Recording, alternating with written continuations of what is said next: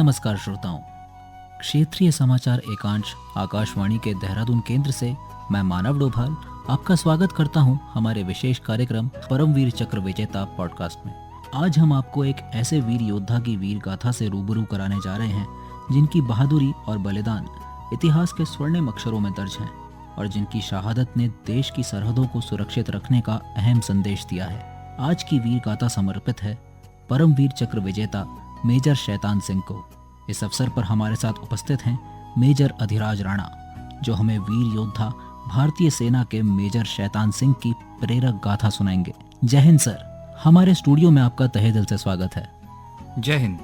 सबसे पहले मैं आपको धन्यवाद देना चाहूँगा कि आपने मुझे भारत के परमवीर चक्र विजेता मेजर शैतान सिंह की वीर गाथा सुनाने का अवसर प्रदान किया है। मुझे फक्र है कि मैं भारत माता के वीर सपूत परमवीर चक्र विजेता मेजर शैतान सिंह जैसे महानायक के अदम्य साहस की वीर गाथा आपके श्रोताओं के साथ साझा कर रहा हूँ।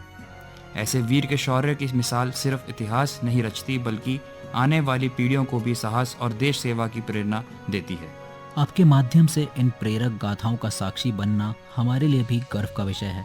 मैं भी व्यक्तिगत तौर पर आज के इस कार्यक्रम का हिस्सा बनकर गौरवान्वित महसूस कर रहा हूँ। तो श्रोताओं, बिना देर किए चलते हैं वीरता और बलिदान से भरी एक अद्वितीय एवं अनुकरणीय यात्रा पर। सर, सबसे पहले आप हमें मेजर शैतान सिंह परमवीर चक्र विजेता के प्रारंभिक जीवन के बारे में बताएं। मेजर शैतान सिंह का जन्म 1 दिसंबर 1924 को राजस्थान के जोधपुर जिले के बनासर गांव में हुआ। उनके पिता लेफ्टिनेंट कर्नल हेम सिंह भाटी भी सेना में अधिकारी थे। शैतान सिंह की शिक्षा जोधपुर और उदयपुर में हुई। 1949 में वे जोधपुर स्टेट फोर्स में भर्ती हुए, जिसे बाद में भारतीय सेना की कुमाऊं रेजिमेंट में मिला दिया गया। वे साहस, अनुशासन और नेतृत्व क्षमता के कारण जल्दी ही कंपनी कमांडर बने। उनकी पहचान एक निडर और देशभक्त अधिकारी की थी, जो हमेशा अपने जवानों के साथ अग्रिम मोर्चे पर खड़े रहते। भारत का इतिहास वीरों की भूमि रहा है। यहाँ जन्म लेने वाला हर सैनिक अपने प्राणों की आहुति देकर भी मातृभूमि की रक्षा करना अपना कर्तव्य मानता है। 1962 का भारत चीन युद्ध भारतीय इतिहास का एक ऐसा अध्याय है जिसने न केवल हमारी सीमाओं की रक्षा के महत्व को रेखांकित किया, बल्कि भारतीय सेना का शौर्य गाथा को स्वर्ण अक्षरों में दर्ज कर दिया। और उस युद्ध का सबसे प्रेरणादायी अध्याय है रेजांगला का युद्ध। सर, सबसे पहले मैं ये जानना चाहूँगा कि 1962 का भारत चीन युद्ध आखिर क्यों हुआ? उस समय भारत और चीन के रिश्तों की पृष्ठभूमि क्या थी और हालात इतने गंभीर कैसे बन गए कि सीधा युद्ध छिड़ गया? भारत और चीन के बीच सीमा विवाद लंबे समय से चल रहा था। चीन अरुणाचल प्रदेश, तब का नेफा क्षेत्र और लद्दाख के कई इलाकों पर दावा करता था। भारत ने हिंदी चीनी भाई भाई के सिद्धांत पर विश्वास रखते हुए शांति बनाई रखी, लेकिन चीन ने विश्वासघात किया। अक्टूबर 1962 में चीन ने अचानक बड़े पैमाने पर हमला किया। लद्दाख का क्षेत्र सामरिक दृष्टि से अत्यंत महत्वपूर्ण था, विशेषकर चुशूल सेक्टर का रेजांगला दर्रा, जो करीब 18,000 फीट की ऊंचाई पर स्थित है। अगर चीन इस दर्रे पर कब्जा कर लेता तो पूरा चुशूल मैदान खतरे में आ जाता। सर, जब 13 कुमाऊं बटालियन की चार्ली कंपनी को रेजांगला की रक्षा का जिम्मा सौंपा गया तो वहां की परिस्थितियां कैसी थी? क्या सैनिकों के पास पर्याप्त साधन और मदद थी या उन्हें बहुत कठिन हालात में लड़ाई लड़नी पड़ी? नवंबर 1962 में जब चीन ने लद्दाख क्षेत्र में गतिविधियां तेज कर दी, तब 13 कुमाऊं बटालियन की चार्ली कंपनी को रेजांगला की रक्षा का जिम्मा सौंपा गया। इस कंपनी में कुल 123 सैनिक थे। ज़्यादातर सैनिक हरियाणा के रेवाड़ी और आसपास के ग्रामीण अहीर समुदाय से थे। कंपनी की कमान मेजर शैतान सिंह के हाथों में थी।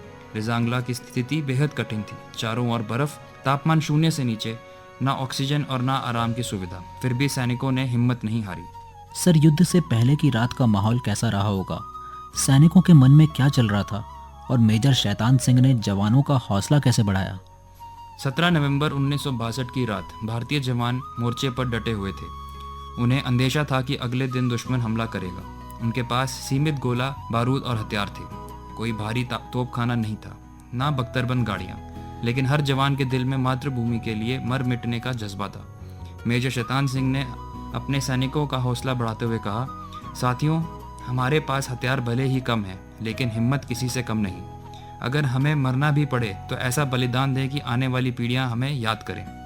सर, 18 नवंबर 1962 की सुबह जब युद्ध शुरू हुआ तो वह दृश्य कैसा रहा होगा? दुश्मन की संख्या इतनी अधिक थी और हमारे सैनिक बहुत कम थे, फिर भी उन्होंने इतनी वीरता कैसे दिखाई? सुबह सुबह चीन की सेना ने हमला किया। दुश्मन की संख्या लगभग 5000 थी। भारतीय सैनिक मात्र 123 थे। पहले हमले में चीनी सैनिक 3 दिशाओं से बढ़े। भारतीय जवानों ने गोलाबारी की और दुश्मन के सैकड़ों सैनिक भी वहीं ढेर हो गए। दूसरे हमले में चीनी सेना और बड़ी संख्या में आई। जब गोला बारूद कम पड़ा तो सैनिकों ने बेयोनेट और पत्थरों से लड़ाई शुरू की। मेजर शैतान सिंह घायल होने के बावजूद लगातार मोर्चे बदलते रहे और अपने जवानों को प्रेरित करते रहे। सर, क्या आप बता सकते हैं कि उस समय उनकी नेतृत्व क्षमता और साहस किस रूप में सामने आई? मेजर शैतान सिंह घायल होने के बावजूद एक मोर्चे से दूसरे मोर्चे तक जाते रहे। उन्होंने अपने सैनिकों से कहा कि पीछे ना हटें। गंभीर रूप से घायल होने पर भी उन्होंने कहा कि उन्हें पीछे ना ले जाया जाए। साथियों ने उन्हें चट्टानों के पीछे सुरक्षित किया, जहां उन्होंने अंतिम सांस ली। इस युद्ध में 123 में से 114 सैनिक वीर गति को प्राप्त हुए। शेष भी गंभीर रूप से घायल हुए। भारतीय सैनिकों ने लगभग 1300 चीनी सैनिकों को मार गिराया। इतिहास में ये दर्ज हुआ कि इतनी कम संख्या में सैनिकों ने इतने बड़े दुश्मन को रोका। जब युद्ध खत्म हुआ और हमारे सैनिकों के शव बरामद किए गए तो उनके जमे हुए शरीर तब भी मोर्चे पर तैनात मिले। सर, दृश्य को देखकर वहां मौजूद लोगों ने क्या महसूस किया होगा?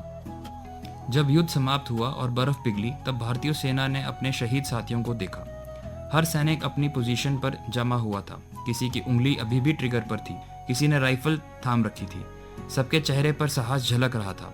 यह दृश्य देखकर किसी की आंखें नम हो गई। सर, यह तो अद्भुत साहस और देशभक्ति की मिसाल है। ऐसे वीर की गौरव गाथा सुनकर रोंगटे खड़े हो जाते हैं। क्या मेजर शैतान सिंह को परमवीर चक्र से सम्मानित किया गया?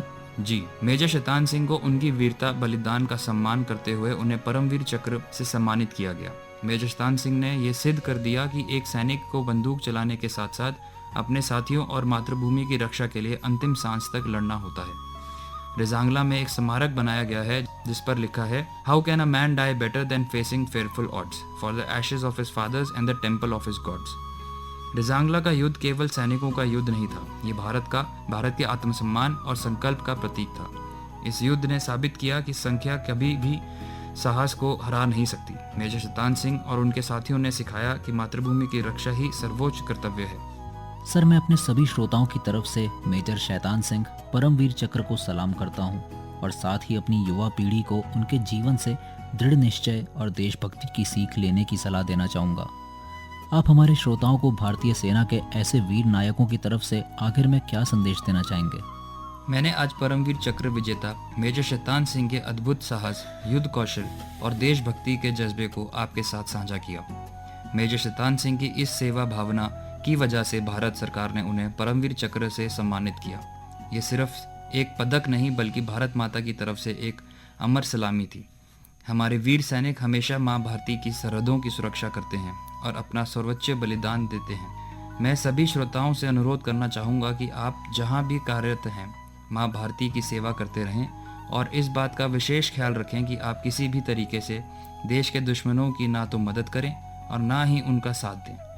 देश की रक्षा सिर्फ सरहद पर नहीं होती, हमारे विचारों, कर्मों और नियत में होती है। अगर आप देश के साथ हैं तो हर कार्य एक राष्ट्र सेवा बन जाता है। सर, आप हमारे स्टूडियो में आए, हमें अपना बेशकीमती समय दिया और हमारे श्रोताओं को आपने भारतीय सेना के श्रेष्ठ वीरता सम्मान परमवीर चक्र विजेता मेजर शैतान सिंह की अदम्य वीर गाथा और अविस्मरणीय योगदान से अवगत करवाया। इसके लिए आपका बहुत बहुत धन्यवाद। तो श्रोताओं, रेजांगला की यह गाथा भारतीय इतिहास का स्वर्णिम अध्याय है। मेजर शैतान सिंह और उनके 123 वीर साथियों ने दिखा दिया कि देश के लिए बलिदान सबसे बड़ा धर्म है। इस प्रेरणादायक गाथा को सुनने के बाद आप सभी मेरी तरह ही अत्यंत गर्व महसूस कर रहे होंगे।